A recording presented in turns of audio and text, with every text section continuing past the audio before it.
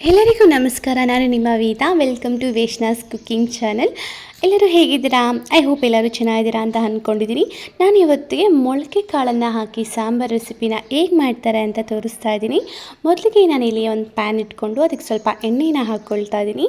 ಎಣ್ಣೆ ಬಿಸಿ ಆದ ನಂತರ ನಾನು ಅದಕ್ಕೆ ಮಸಾಲೆಗೆ 2 ಇಂಚಷ್ಟು ಚಕ್ಕೆ, ಒಂದು ಸ್ವಲ್ಪ ಮೆಣಸು, ಒಂದು 5ರಿಂದ 6 ಲವಂಗ, 2 ಏಲಕ್ಕಿ, 1 ಹಿಡಿಯಷ್ಟು ಬೆಳ್ಳುಳ್ಳಿ, ಹಾಗೆ ಜೀರಿಗೆ, ಮತ್ತು ನಾನು 5ರಿಂದ 6-7 ಬಾದಾಮಿ, ಸ್ವಲ್ಪ ಗೋಡಂಬಿ, ಹಾಗೆ ಬ್ಯಾಡಗಿ ಮೆಣಸಿನ್ಕಾಯಿ 4 ಅವೆಲ್ಲನೂ ಹಾಕಿ ನೀಟಾಗಿ ಫ್ರೈ ಮಾಡ್ಕೊಳ್ತಾ ಇದ್ದೀನಿ.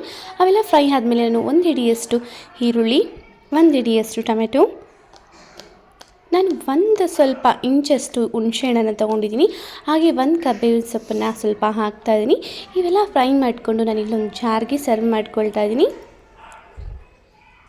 ಇದನ್ನು ನೀಟಾಗಿ ಸಾಫ್ಟ್ ಪೇಸ್ಟನ್ನು ಮಾಡಿಟ್ಕೊಳ್ಳೋಣ. ಸೊ ನೋಡಿ, ಈ ಥರ ಸಾಫ್ಟ್ ಪೇಸ್ಟ್ ಮಾಡಿಟ್ಕೊಬೇಕು. ನಾನಿಲ್ಲಿ ಒಂದು 3 ಥರದ ಕಾಳನ್ನು ಹಾಕಿ ಮೊಳಕೆ ಬರೆಸ್ಕೊಂಡಿದ್ದೀನಿ. ಕಡಲೆ, ಬಟಾಣಿ, ಕಾಬೂಲ್, ಈ 3ಅನ್ನೂ ಹಾಕಿ ನಾನಿಲ್ಲಿ ಮೊಳಕೆ ಬರೆಸ್ಕೊಂಡಿದ್ದೀನಿ.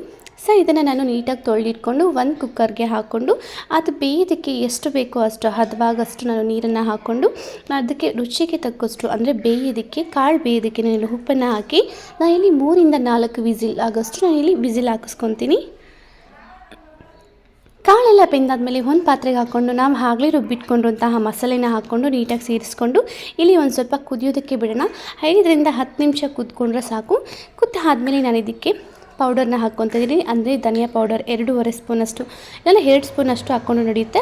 ಖಾರಕ್ಕೆ ಸ್ವಲ್ಪ ಅರ್ಧ ಟೇಬಲ್ ಸ್ಪೂನಷ್ಟು ಖಾರದ ಪುಡಿನ ಹಾಕ್ಕೊಂಡು ನೀಟಾಗಿ ಮಿಕ್ಸ್ ಮಾಡ್ಕೊಂಡು ಚೆನ್ನಾಗಿ ಕುದಿಸ್ಕೊಂಡ್ರೆ ಈ ಕಡೆ ಸಾಂಬಾರು ರೆಡಿ ಇರುತ್ತೆ.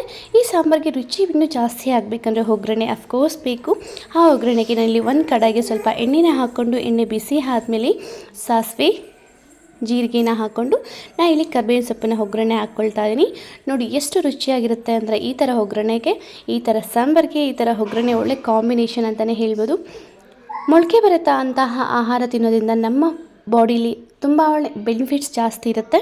ಸೊ ಅವಾಗವಾಗ ಅಟ್ಲೀಸ್ಟ್ ಒಂದು 15 ದಿನಕ್ಕೆ ಒಂದು ಸತಿ ಆದರೂ ಮೊಳಕೆ ಭರಿತವಾದ ಸಾಂಬಾರಾಗಲಿ ಪಲ್ಯ ಆಗಲಿ ಮಾಡ್ಕೊತೀನಿ.